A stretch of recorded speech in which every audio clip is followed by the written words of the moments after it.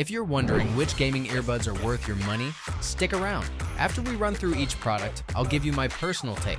Would I buy it or would I skip it? No fluff, just my honest opinion. Let's get into it. Razer Hammerhead Hyperspeed.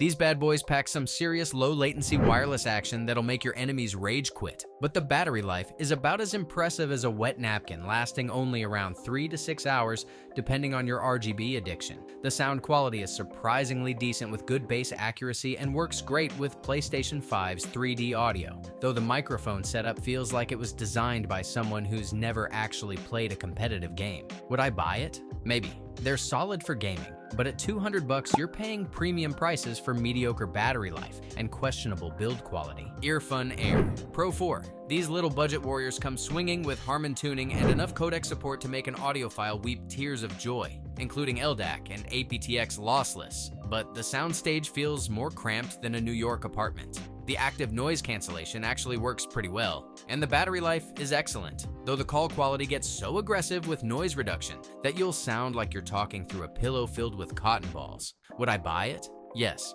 For the price point, these punch way above their weight class, and the gaming mode with aptX adaptive keeps latency lower than your KD ratio. Asus ROG Cetra True Wireless. Speed Nova. Asus decided to throw everything, including the kitchen sink, at these earbuds with RGB lighting, dual connectivity, and enough customization options to make your head spin.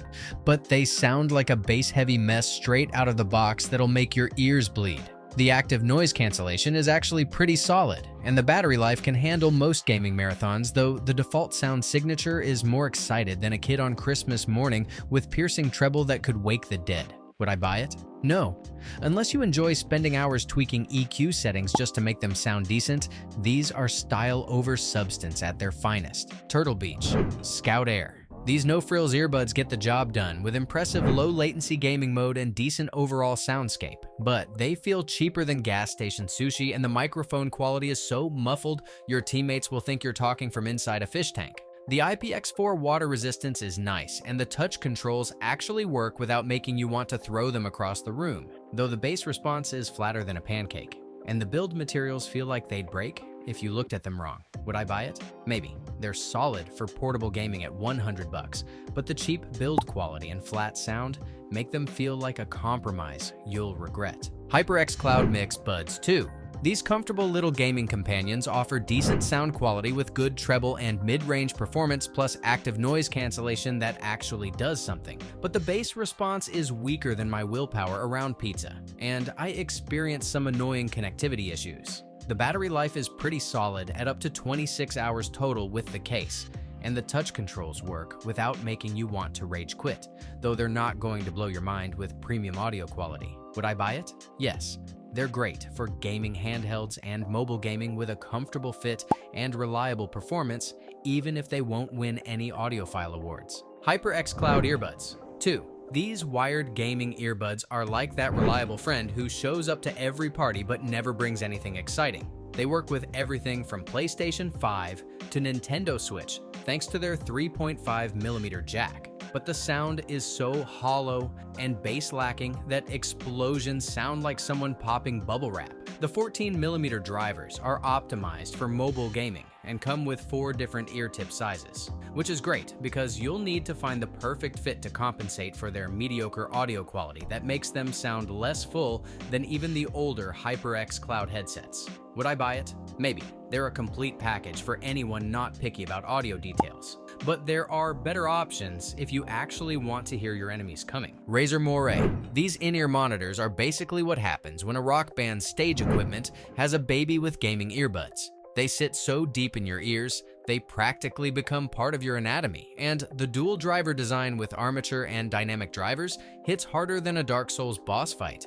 The memory loop cable design keeps them secure around your ears, but good luck untangling that braided cable because it knots up faster than headphone wires in your pocket, and the foam ear tips are apparently more problematic than a toxic teammate. Would I buy it? Yes, at $129.99. These are pro-grade monitors that'll make footsteps in Hunt Showdown sound crunchier than your favorite snack. Just remember to turn the volume down unless you want to join the ranks of gamers with hearing damage. Creative Outlier. Pro. These wireless earbuds are the bass head's dream and the audiophile's nightmare. They pump out bass so aggressively that every explosion sounds like you're inside a subwoofer, which is fantastic for metalcore and electronic dance music, but makes vocals disappear faster than your rank after a losing streak. The active noise cancellation is surprisingly effective for a budget pair, blocking out distractions better than most expensive options. But if you prefer clean, balanced sound over thumping bass, these will annoy you more than campers in Call of Duty. Would I buy it? Maybe. They're perfect if you love bass-heavy genres and need solid noise cancellation, but they're a hard pass if you want well-rounded audio quality. EPOS GTW270 Hybrid Truly Wireless. These earbuds are like that overachiever in class who's great at everything but forgot to bring a pencil. They offer both Bluetooth and 2.4 GHz connections with aptX low latency that eliminates audio lag better than most gaming headsets. But they completely lack a microphone, which is like buying a gaming chair without the ability to sit down.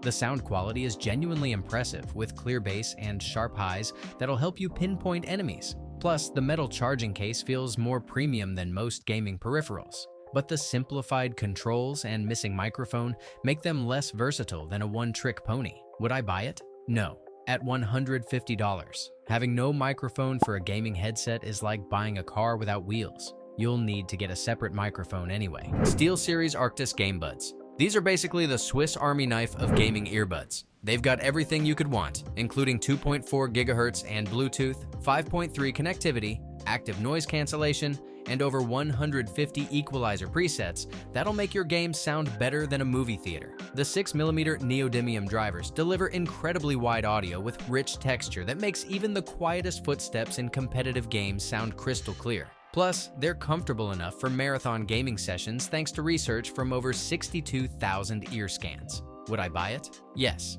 At $159.99, these are the ultimate gaming earbuds that actually work as everyday wireless earbuds too, basically replacing the need for two separate pairs. Sennheiser IE200. These wired earbuds sound decent for gaming with their warm frequency response and good bass punch, but damn, that cable feels cheaper than a gas station hot dog, and you'll need to drop extra cash on better tips. The imaging is weaker than my willpower around pizza, making it harder to pinpoint enemy footsteps compared to other gaming options. Would I buy it? Maybe. They're solid for the price, but you're basically paying $150 for earbuds that need immediate upgrades to not suck. Sony Enzone buds. These bad boys deliver crisp gaming audio with solid active noise cancellation that actually works, plus that low latency connection keeps you from rage quitting when audio sync goes to hell. The microphone quality is about as impressive as a wet napkin though, giving your voice that lovely calling from a potato vibe that'll make your teammates question your life choices. Would I buy it?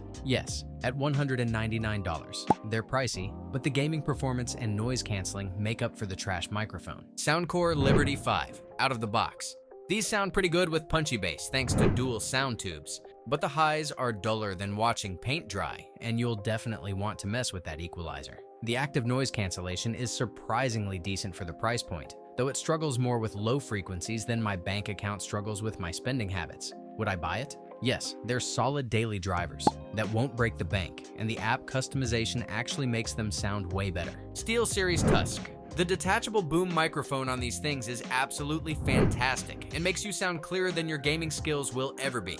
Plus, they're lightweight enough for marathon sessions. The sound profile is more excited than a kid on Christmas morning though, with bass that muddies everything and treble sharp enough to pierce your soul. Would I buy it? Maybe. If you need a great microphone for team communication, they're solid, but the overly aggressive sound signature makes music sound like garbage. Rocket Sin Buds Core. For $20, these little chunky boys deliver surprisingly balanced audio that doesn't completely assault your eardrums with bass like most budget gaming gear. They're heavier than my student loan debt though, and the inline controls are about as compatible with modern devices as Internet Explorer is with functioning. Would I buy it? Yes. At this price point, you literally cannot complain. They're perfect for portable gaming, even if they'll make your ears sore after a few hours. Logitech G Fits. The custom molding technology is genuinely cool and creates a perfect fit that's more satisfying than finally beating that boss you've been stuck on for weeks. The sound quality is flatter than a pancake though, lacking the punch and clarity you'd expect from $230 earbuds.